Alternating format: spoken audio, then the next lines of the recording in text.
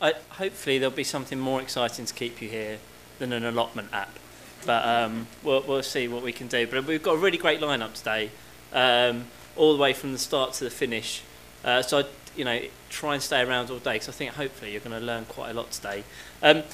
So as Matt said, I'm John. Let me just quickly change this presentation over. I'm just going to quickly go through a few slides before we kick off.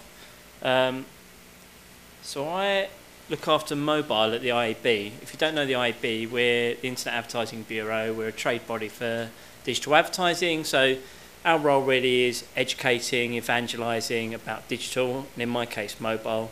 We also work on areas like regulation, things like that as well. And I just thought I'd have just pull out a quick, Matt looked back over the last 3 years, and I just thought I'd have a quick look at the here and now and why I think mobile is important, and probably why you're sitting here today. And in fact, I'd suggest Matt probably having an E71 3 years ago was probably ahead of the curve, really.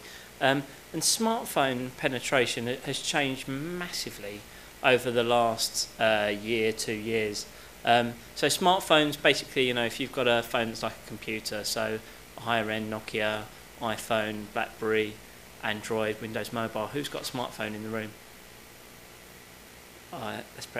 Who hasn't got a smartphone? That would have been a better question. You're too embarrassed to admit now, aren't you? Right, okay. But if we'd asked that question 2 years ago, it would have been a very different answer. And in fact, if you look at the population in the space of a year, in January 2011, 36% of the population had a smartphone, 64% had feature phones.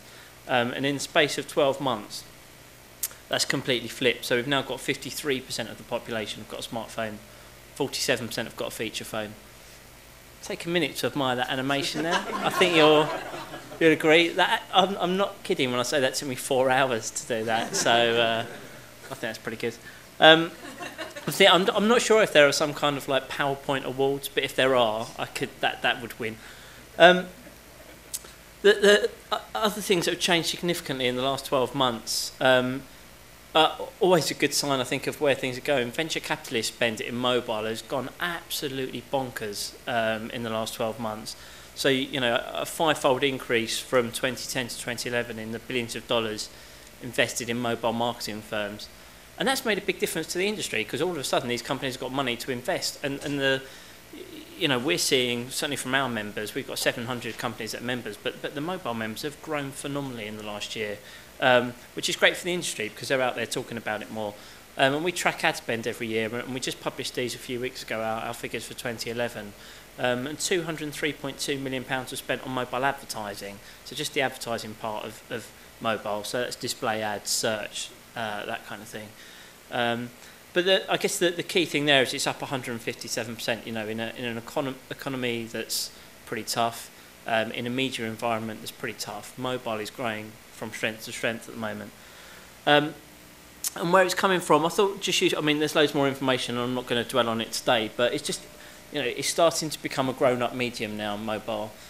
We're seeing 2 years ago, 60-something% of the spend came from entertainment and media, but now the top 5 is almost the same as it is in online in terms of where the money's coming from. I guess quite pertinent for today probably that retail spend was one of the fastest growing sectors in 2011. And if you look at what retailers are doing on mobile, again, that's changing and has changed faster than most other sectors in the last year. And probably my favourite chart from all of the ad spend stuff we've got, the thing that I get most excited about, is just plotting ad spend quarter on quarter and looking at what's happened in the last 12 months. If you work in the industry, it's hard not to get quite excited about a chart like that, because it just really feels like things have taken off now. For the last 3 years, when the scale was a bit different, in fact, 2008 to the end of 2010 looked quite exciting, but when you add on 2011, then you start to get a whole different perspective, and it feels like we're right at the start of the hockey stick of growth now, which is great because we're finally as an industry starting to catch up with consumers.